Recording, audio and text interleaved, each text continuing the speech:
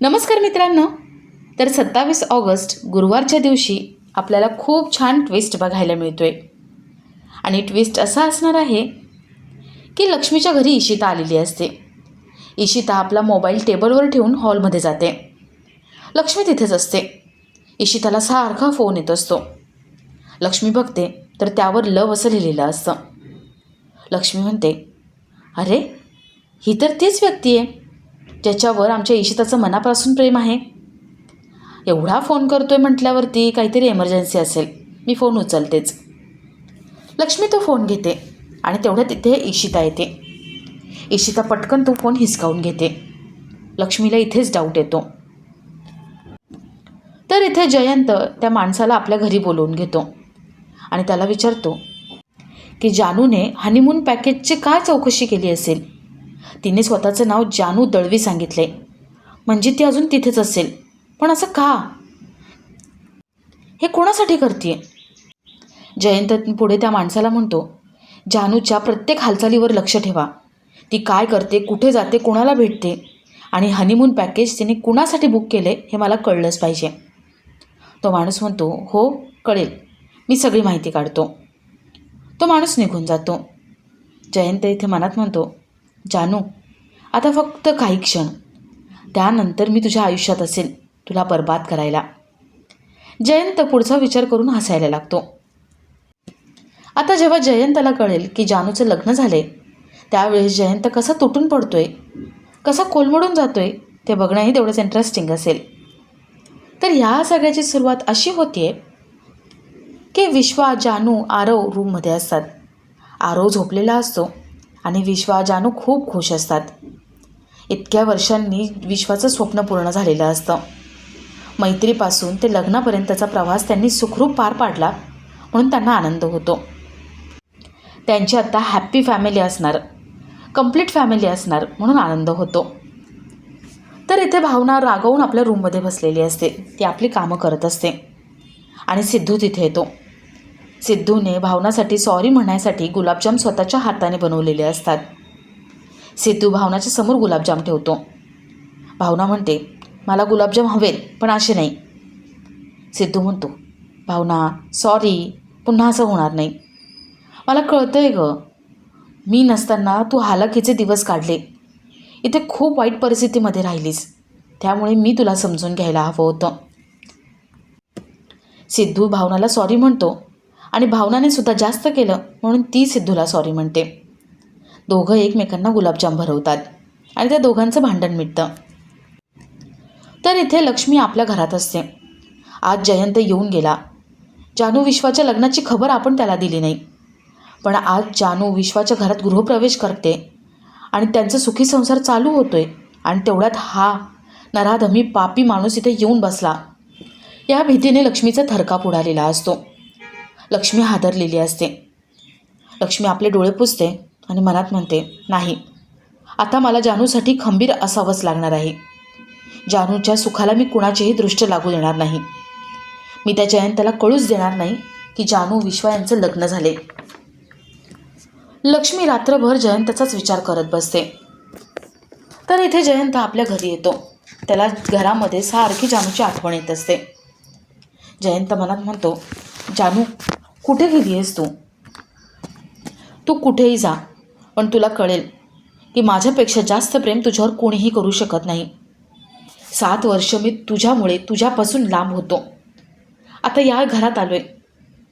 आधी जेलमध्ये होतो, पण आता मला असं वाटतंय की मी जेलमध्येच आहे. हे घरसुद्धा मला जेल वाटायला लागले. जानू तू कुठे आहे ना, मला शोधून काढलंच पाहिजे. तुझ्याशिवाय मी इनकम्प्लीट आहे. जयंत रडत असतो. रडता रडता तो हसायला लागतो. जयंत म्हणतो, जानू तुझी शपथ घेऊन सांगतो, तू जिथे कुठे आहेस ना तिथून मी तुला शोधून काढीन. तुझ्यामुळे माझी ही अवस्था झाली आहे. तुझ्यामुळे आणि तुझ्या फॅमिलीमुळे. तुझ्या फॅमिलीला मी बर्बाद करून टाकणार आणि तुलासुद्धा या सगळ्याचा हिशोब चुकता करावा लागणार. जानू तू माझी नाही तर कुणाचीच होऊ शकणार नाही. जयंत एका माणसाला फोन लावतो आणि जानूची सगळी माहिती काढायला सांगतो. जयंत फोन ठेवतो आणि मनात म्हणतो, जानू तुझ्या माहेरच्या लोकांमुळे हे सगळं झालं आहे ना. आता त्यांना अजिबात सोडणार नाही मी जेवढा त्रास सहन केला आहे तेवढा त्यांनासुद्धा भोगायला लावणार. तर दुसऱ्या दिवशी लक्ष्मी बसल्या बसल्याच झोपी गेलेली असते. ती दचकून उठते आणि तिला वाटतं की जयंत आपल्या समोरच आला आहे. लक्ष्मी खूप घाबरते. ती मनात म्हणते, आज जानू विश्वाच्या घरीच सत्यनारायणची पूजा आहे. मी तिकडे जाईन, पण जयंतबद्दल काहीच सांगणार नाही. जयंत इथे आला होता हे जानूला कळू देणार नाही. पण नाही, मी तिथे गेले तर जानूला माझ्या चेहऱ्यावरून कळेल की काहीतरी झाले आणि तिच्याशी मी खोटं बोलू शकणार नाही. लक्ष्मी ठरवते की जानूच्या घरीच जायचं नाही. ऑफिसमध्ये महत्त्वाचं काम आहे असं सांगायचं आणि ऑफिसला जायचं. जानूच्या समोरच जायचं नाही, तिला काही कळूच द्यायचं नाही. तर इथे भावना सकाळी लवकर उठते. ती शेजारी बघते तर आपली रूम आवरलेली, सिद्धू उठलेला आणि मुलींचा आवरायला तो बाहेर गेलाय. भावनाला आठवतं की सिद्धूने आपल्याला सांगितलं होतं मुलींसाठी तो स्पेशल गिफ्ट आणणार आहे. मुलींसोबत मैत्री करण्यासाठी तो हे सगळं करतोय. तेवढ्यात तिथे मुली येतात आणि सिद्धूसुद्धा येतो. सिद्धू मुलींना त्याने आणलेलं गिफ्ट देतो. सिद्धूने रमासाठी महागडा मोबाईल आणि आनंदीसाठी महागडा टॅबलेट आणलेला असतो. दोघींनाही ते गिफ्ट आवडतं, पण भावनाला मात्र ते गिफ्ट आवडत नाही. मुली बाहेर निघून जातात आणि भावना म्हणते, एवढं महागडं गिफ्ट आणण्याची काय गरज होती. सिद्धू म्हणतो, भावना, अगं आमचे बाबा जेव्हा असं महागडे गिफ्ट आणायचे ना तेव्हा बाबा जास्त जवळचे वाटायचे. आनंदीच्या बाबतीत तर काय, मी कायम जवळ होतो. तिच्या बाबतीत असं फ्रेंड बनायची गरजच पडली नाही. पहिल्यापासून आमच्या दोघांचं नातं खूप चांगलं होतं, पण रमाने मला अजून जवळ केलं नाही, एक्सेप्ट केलं नाही. मी हे गिफ्ट वगैरे दिले ना तर ती मला फ्रेंड मानेल. भावनाला माहिती असतं की असं काही होणार नाही. हट्ट जर पूर्ण केला मुलींचा तर फक्त सवय लागेल, त्या काही जवळ करणार नाही सिद्धूला. भावनाला काळजी वाटत असते. तर इथे जानू, विश्वा, आरव तिघही उठलेले असतात. विश्वाने जानू, आरव यांच्या नाश्त्याची सगळी तयारी केलेली असते. कॉफी रेडी करून ठेवलेली असते. विश्वा पटापट आरवला आवरून देत असतो. आज पूजा आहे, घरातले कधी येतील त्यांची वाट बघत असतात. जानू म्हणते, विश्वा, आपण दोघं मित्र होतो, मला मैत्रीचं नातं हवंय. आधी कसं मी चुकले की तू सावरायचास, मला लो वाटलं की तू मूड फ्रेश करायचास. आपल्या नात्यामध्ये साधेपणा होता, खरेपणा होता, मजा होती. तेच सगळं हवंय. हे सरप्राईज वगैरे तू देतोय ठीक आहे, पण मी पण तुला देणार. आपण इक्वल राहायला हवं. विश्वा ठीक आहे म्हणतो. जानू विश्वाला म्हणते, विश्वा, जसं तू मला हे सरप्राईज दिलं ना तसं आता मला तुला एक सरप्राईज द्यायचं आहे. जानू एका माणसाला फोन लावते, स्वतःचं नाव सांगते आणि हनीमून पॅकेज बुक करते. विश्वा तिच्याकडे बघत राहतो. जानू विचारते, विश्वा, असं का बघतोय? विश्वा म्हणतो, जानू, तू आता तुझं नाव जान्हवी देशमुख असं नाही सांगितलं, तर जान्हवी दळवी सांगितले. पण ठीक आहे, मला असं काही वाटत नाही. तुला जान्हवी दळवी असं नाव लावायचं आहे ना तर तू ते लाव, माझी काही हरकत नाही. जानू म्हणते, सॉरी, आज चुकलं, पण यापुढे नाही. मी जान्हवी देशमुख असंच नाव लावीन. तर इथे लक्ष्मीच्या घरी सगळे पूजेसाठी जायला रेडी झालेले असतात. लक्ष्मी त्या सगळ्यांना सांगते की मी येणार नाही, मला ऑफिसचं महत्त्वाचं काम आहे. लक्ष्मी संतोषला 1-2 कामं केली की नाही ते विचारते.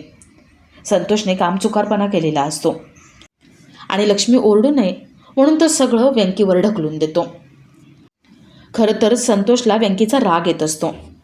व्यंकी आपल्यापेक्षा लहान आहे, या घरातला कोणी नाही आहे, तरी पण त्याला मोठ्या पोस्टवर ठेवले, त्याला सख्या मुलापेक्षा जास्त जबाबदाऱ्या दिल्यात, म्हणून संतोषचा जळफाट होत असतो.